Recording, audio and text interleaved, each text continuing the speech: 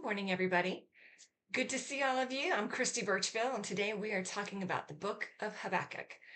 This is an interesting book. It's only 3 chapters long, so it's a really small little book, but it has to do with a conversation that Habakkuk the prophet had with God and all of the things that were going on in Habakkuk's world and all of the evil people that were taking over.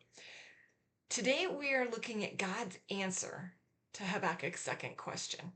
Now, if you've missed any of the previous, you can always check out the playlist below. There's a link to that. You can make sure you've caught up on all of these. But today we're in chapter 2, looking at verses 2 through 5. So the first part of God's response. So Habakkuk has asked the question, why does evil seem to persist? Why are there terrible, awful things? Why are you letting these horrible people continue? And Habakkuk waits for the answer. We talked about that yesterday, about the importance of waiting on God to respond. Well, now we have God's response. And it's interesting because he also talks about waiting. Verse 3, God's saying, "For the revelation awaits an appointed time. It speaks of the end and will not prove false. Though it linger, wait for it. It will certainly come and will not delay." So what's God saying? He's starting to line out, these are all the things that are going to happen. It may seem like these horrible people are getting away with stuff right now, but they're really not. According to this, all of this stuff, the judgment that is coming on these people, it's going to come, but it's going to linger.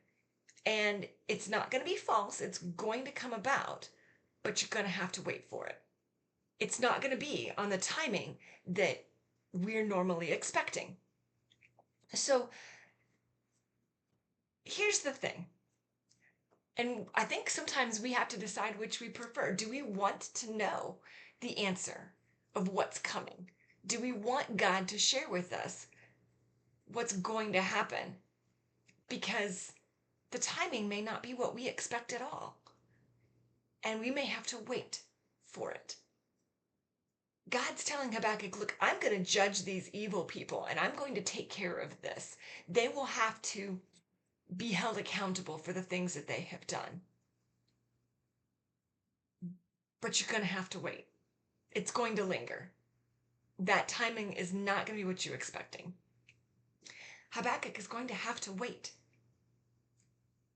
When we come to God with questions, God answers us. But a lot of times it's not the answer we're looking for, and it's not the timing that we're hoping for either. God has his plan, and God is working that plan, and we can trust in God to fulfill his plan.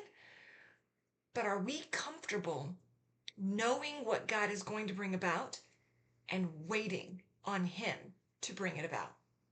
There's plenty of examples of people throughout the Bible who didn't wait. And we have lots of things that have come about. The most glaring example is Abraham from Genesis chapter 16. God had promised him a son. Abraham was like, it's taken forever. And he and his wife come up with this brilliant scheme to have him have a son.